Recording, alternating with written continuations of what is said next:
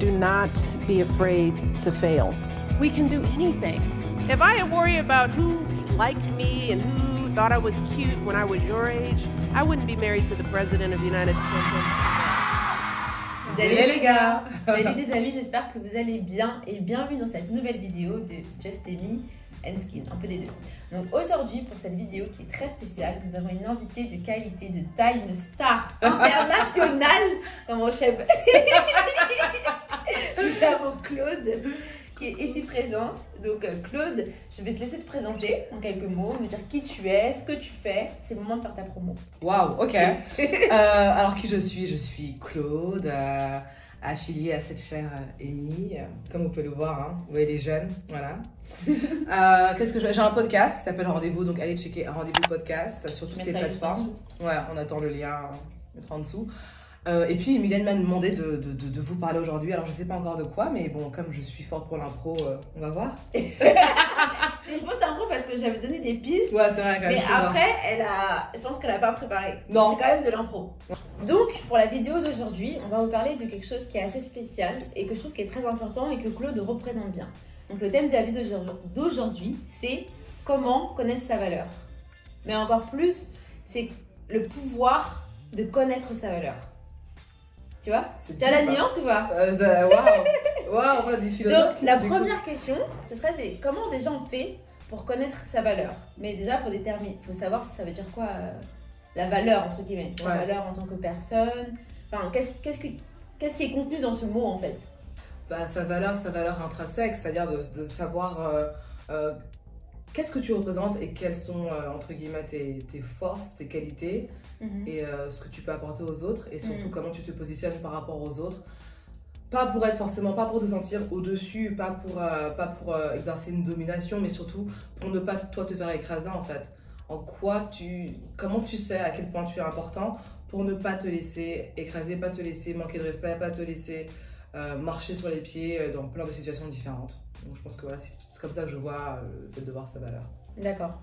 Bah, en vrai, c'est moi, j'aurais pas pu mieux le définir parce que je me dis que comment je connais ma valeur, je vais plutôt faire une introspection sur qui je suis et du coup, en tant que personne, quelles sont les choses positives que je peux dégager. Je pense que je le dirais comme ça.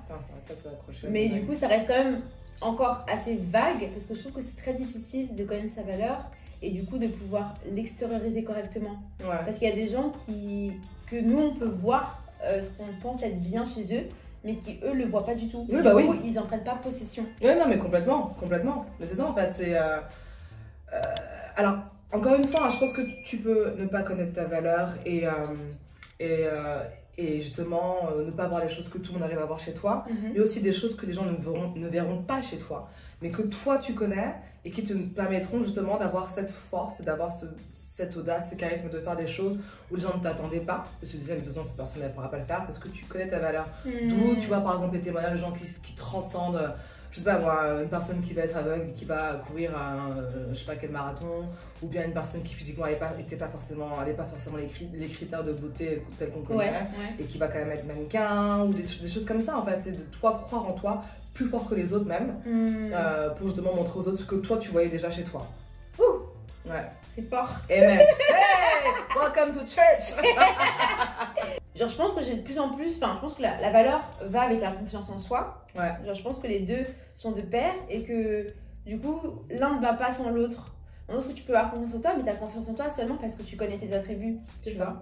Du coup, je pense que plus j'avance et plus en fait, je suis honnête avec moi-même, parce que je pense que ça passe aussi par le fait d'être honnête avec soi-même sur nos forces et nos faiblesses et sur comment on peut exceller dans certains domaines qui nous permettent du coup d'avoir confiance en nous et du coup de prendre, du coup, comme je disais, le pouvoir de sa valeur. Ouais, c'est totalement ça. Donc, comment toi t'as trouvé, comment toi tu t'exprimes ta valeur et comment tu fais pour avoir confiance en toi? Est-ce que c'est quelque chose d'inné entre guillemets ou est-ce que c'est par des expériences qui ont fait que tu as compris que tu es capable d'eux ou que tu vois? Alors, déjà, je pense que c'est un mélange de plein de choses en ce qui me concerne, mais après, ça peut être des choses différentes pour tout le monde. Je sais par exemple que, déjà, ce qu'il faut savoir, c'est que je suis lion, et je pense que ça joue beaucoup. Je pense que le fait de mon signe astrologique en lui-même joue beaucoup, parce que tous les lions que je connais, et les lionnes, enfin majoritairement. Peut-être qu'il y a peut-être une ou deux exceptions, mais en général, on est des gens, on est déjà très fiers de nous de base. Tu as déjà ce truc un peu d'ego, un peu surdimensionné. Et puis quand même, tu es un peu une Naoué. Hein, et déjà ma famille. Donc, et ça, j'allais y venir. Deuxième critère, c'est ma famille. C'est-à-dire qu'on est dans une famille de gens qui se kiffent. Et ça, c'est un truc clairement qui m'a été instillé depuis l'enfance. C'est d'entendre tout le temps des gens autour de moi se dire ah mais je suis quelqu'un d'important. Et toi, en tant que fille de cette personne, tu es aussi important. Donc forcément, quand on te dit depuis toute petite que tu n'es pas n'importe qui, bah, tu finis par le croire. Et ça me renvoie au documentaire de Kanye West. Je vous invite à tous à aller le regarder. Et ouais, du coup, si vous regardez le reportage, enfin le documentaire, c'est une trilogie. Que tonton Kanye il a fait. Mais en fait, c'est littéralement ça. Kanye West est devenu Kanye West because of Donda West. Si Kanye n'avait pas sa mère, il n'aurait jamais été la personne qu'on connaît. Depuis qu'il est né, tu vois, elle le supporte, elle lui donne de la force, elle croit en lui. C'est important, quelqu'un qui croit en toi. Mais il avait besoin de personne d'autre en fait. Et c'est pour ça qu'il se retrouve aujourd'hui seul contre le reste du monde où il dit des dingueries, c'est parce que le mec est déstabilisé. Surtout il est tellement sûr de lui depuis toujours en fait. C'est vrai qu'il avait dit, beaucoup de gens ne réussissent pas parce qu'ils pensent ne pas être capables de faire l'impossible. Il a dit, moi j'ai jamais cru que j'étais incapable de faire l'impossible. C'est ça en fait. Donc en fait, il s'en fout de ce que vous pensez. Parce que lui, il sait que he's ye, you know. Le gars pense qu'il est Dieu. Tout ce que vous pensez là, vous êtes des mécréants, vous savez pas de quoi vous parlez. Lui, il sait qui il est. Et pourquoi? Parce que sa mère, depuis le début, l'a toujours soutenu.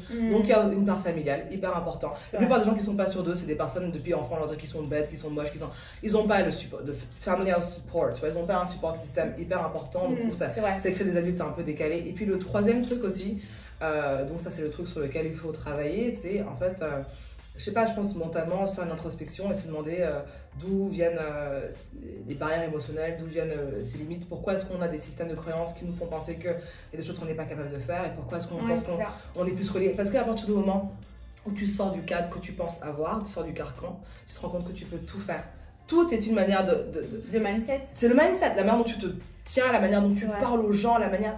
Mais je pense que quand même, excuse-moi de te couper, mais je pense que le cadre scolaire est pour beaucoup de choses aussi. Parce que dans le sens où, notamment sur l'éducation en France, on est très cloisonné, tu vois. On va être dans un système qui va nous rentrer dans certains codes et puis tous les métiers extérieurs qui vont être tous les trucs créatifs vont pas du tout être poussés. Bon, je sais pas comment ça fonctionne dans les autres pays, mais j'ai l'impression quand même que nous, on est beaucoup plus fermés et conditionnés à être dans certaines cases qui fait qu'en fait, si on ne répond pas dans ces cases-là, on perd directement, on pense qu'on est nul, on pense qu'on n'est pas assez bien, etc. Il y a un proverbe que j'aime bien utiliser qui dit, bah en fait, c'est vrai que dans les écoles en France, on voudrait apprendre, en fait, on voudrait dire au poisson de grimper dans les arbres et du coup, le poisson est en mode, mais pourquoi est-ce que j'arrive pas à grimper dans un arbre? Je suis nul. Sauf que bah, le poisson, il est fait pour nager en fait. Donc c'est pas qu'il est nul de pas pouvoir grimper dans un arbre, c'est juste qu'on l'a pas mis à la bonne place. Et si on demande à tous les animaux de faire la même chose, alors qu'ils ont tous ils doivent faire des choses différentes, ils vont tous penser qu'ils sont nuls. Alors que nous en fait, tu dois faire autre chose. Et c'est vrai que le système scolaire c'est typiquement ça en fait. C'est de demander... Et puis quand même tu passes quand même 20 ans de ta vie à l'école. Ouais. Tu vois, c'est énorme. Donc et même si t'as tes parents qui vont te booster, tu peux avoir une prof qui t'aime pas et qui te dit oh t'es trop nul, t'es trop nul. En fait ça joue énormément aussi. Enfin, tu vois, comme je te disais, effectivement, moi à l'école, j'ai pas souffert du fait de pas me sentir à la hauteur parce que j'étais très bonne à l'école. Mais même en étant très bonne à l'école, je me disais déjà, mais en fait ce système il est pas normal en fait. Tu vas forcer les gens à toujours faire la même chose. Tu peux demander à un cercle de rentrer dans un rectangle, un carré d'entrer dans un triangle. Enfin, pour moi ça n'avait déjà aucun sens. Donc oui, je peux comprendre que ça peut être un système qui met les gens en difficulté au niveau de leur estime d'eux-mêmes, ça c'est sûr. Oui, non, totalement. Surtout que t'es nul toute la journée, tu finis par le croire. Tu finis vraiment par le croire. Il y a vite beaucoup de pression à être dans un certain schéma qui fait qu'on ne te laisse pas de place à être créatif ou autre, à part si t'as une personnalité comme toi, du coup, qui va vraiment imposer sa manière de voir et de faire et où ça va pas te déranger, entre guillemets, de pas être comme les autres. Mais c'est ça qui fait plaisir, c'est qu'aujourd'hui, tu vois, par exemple, tu fais partie des personnes de ma famille et qui me disent ok franchement ce que tu fais c'est bien, mais pendant longtemps en fait il y a plein de gens dans la famille qui me disaient pas forcément ça, qui me voyaient comme l'outsider, le mouton noir, et qui me disaient bah écoute Claude, t'es cool mais on sait pas trop ce que tu fais, on sait pas trop dans quel sens tu vas. Et moi vu que je ne savais pas faire autre chose que d'être moi-même, je me disais mais en fait c'est pas moi le problème, pourquoi les gens en fait me jugent, pourquoi est-ce que les gens veulent que je fasse quelque chose, que je rentre dans un carcan, pourquoi tout le monde ne fait pas juste ce qu'il aime. Et tu te retrouves avec parce qu'au final il y a des gens, ils ont tellement l'habitude de faire semblant tout le temps qu'ils savent même plus qui ils sont, et c'est pour ça qu'ils n'ont pas, tu vois, cette connaissance d'eux-mêmes, parce qu'ils font semblant, ils sont pas sûrs d'eux, ils aiment pas forcément ce qu'ils font parce que c'est pas ce qu'ils voulaient faire de base, tu vois. Et, en fait, on reste enfermé dans certains critères parce qu'on pense déjà que c'est trop tard. Et aussi parce que des fois, les gens pensent, ils se découvrent eux-mêmes assez tardivement et du coup, ils pensent qu'ils ne peuvent pas changer. Ouais, c'est ça. Alors qu'en réalité, bah, c'est limitless. On peut vraiment... On peut voler, mais du coup, ça va de pair pour moi avec la confiance en soi. Parce que tu peux connaître ta valeur à n'importe quel moment de ta vie, mais si tu n'as pas assez confiance en toi pour te lancer et pour te dire, ok, je suis capable d'y arriver, bah finalement, t'es coincé. Tu peux tout faire. Tu peux être aveugle et courir un marathon. Tu peux être, avoir des critères de beauté qui sont pas forcément définis par la société et devenir un top modèle. Tu peux être sourd et devenir un musicien. Tu peux absolument tout faire si tu penses que tu en es capable. Et tu puis, peux tout faire. Et puis surtout, ce qui est intéressant, bah, comme tu disais aussi, c'est que ton entourage, il va jouer quand même pas mal. Parce que autant c'est des discussions qu'on n'a pas tout le temps là en vidéo. Et du coup, on prend le temps d'en discuter et de se dire c'est quoi ta valeur, comment toi tu l'as définie. Et puis c'est important pour moi de t'avoir ici parce que je trouve que tu es vraiment quelqu'un qui dégage sa personnalité. Juste sans te parler, on peut savoir qui tu es. Dans le sens, pas d'une manière deep, mais d'une manière, on sait que t'es comme friendly, on sait que t'es quelqu'un qui a confiance en elle, on sait que tu t'imposes déjà par ta manière de t'habiller, tu vois. Et ça, je trouve que c'est fort parce que souvent, le vêtement, il parle sur... Ben attends, c'est drôle que tu dis ça parce que quand tu dis ça se voit que t'es friendly, c'est pour ça que les gens me demandent tout le temps de l'argent dans la rue. On me demande tout le temps de l'argent. Ok. Mais c'est ça. Une fois, une go qui m'a dit va retirer des Twitter. Quelle audace! Non, mais vraiment. Mais pour les vêtements, tu vois, par exemple, ça c'est un truc qui m'a fallu du temps parce que je suis passée par un parcours personnel où forcément physiquement je me sentais pas au top parce que des femmes de ma famille m'avaient dit mais tu ressembles pas à telle chose, tu devrais plutôt ressembler à ça. Donc ça m'a créé beaucoup d'insécurité. Il a fallu que je m'éloigne de tout ça et que je parte à l'étranger où justement j'avais plus ces discours là autour de moi pour me réapproprier mon corps et me rendre compte qu'au final I was the shit.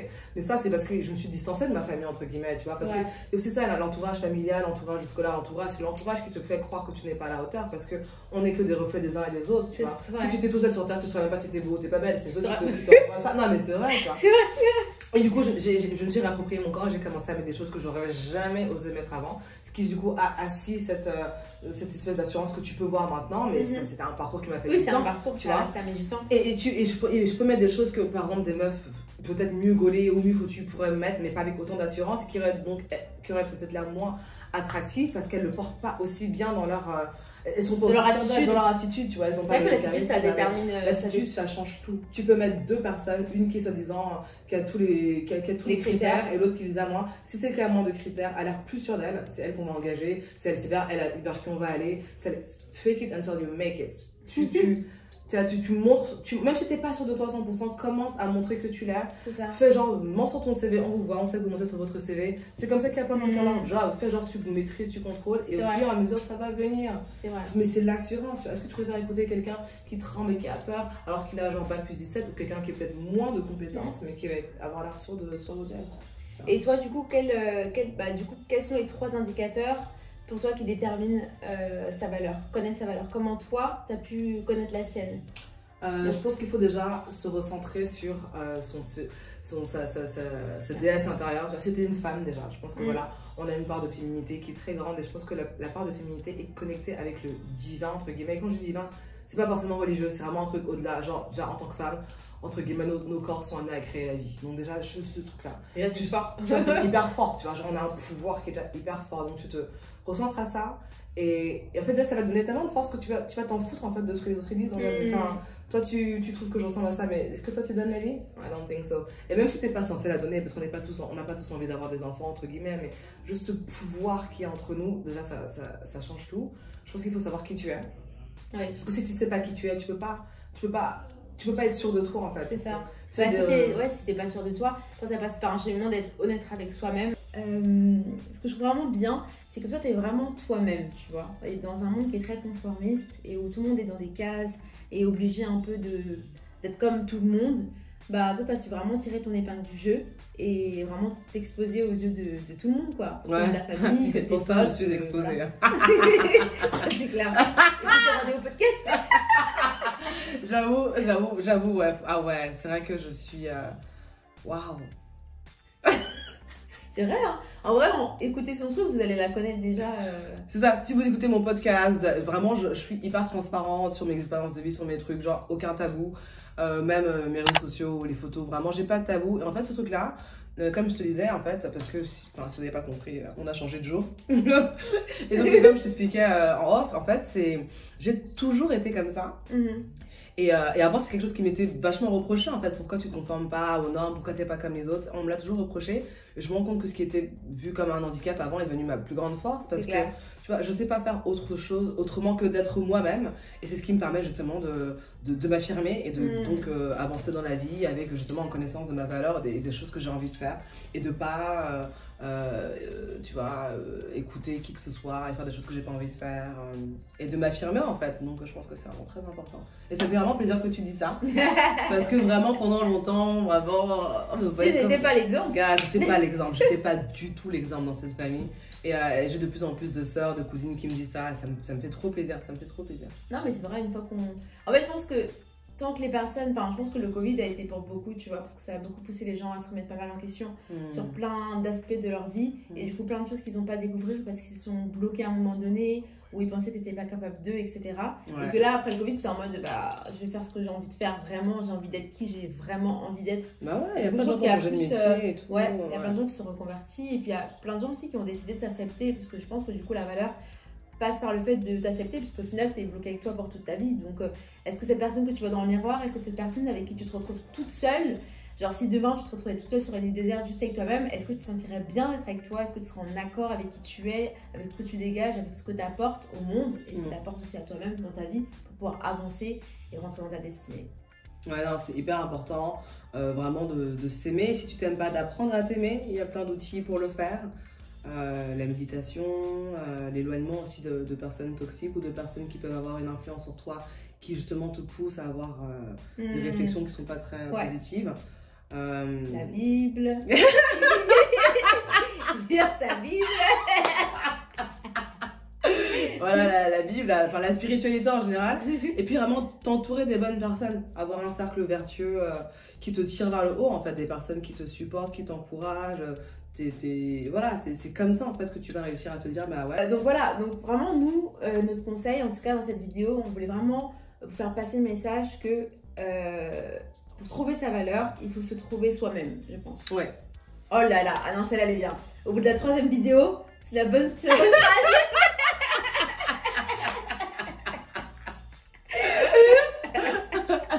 Non, parce que on en a dit des choses. Ah ouais, on en a dit beaucoup de choses, hein. Vous n'aurez pas tout, mais vous avez l'essentiel. Non, mais voilà, je pense qu'il faut se trouver soi-même. Et puis après, c'est vrai que dit comme ça paraît tellement évident. Et peut-être qu'au regard du parcours de Claude, vous pensez aussi que c'est évident. Et que moi aussi, je pensais que c'était évident.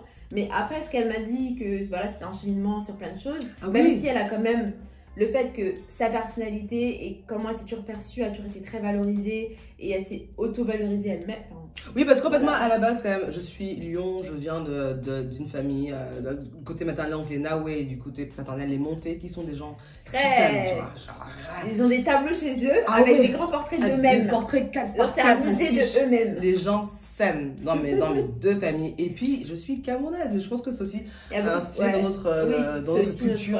ADN. Ah ouais, on se met toujours en valeur, on est vraiment fiers de nous-mêmes, donc il y a ce truc-là déjà de base.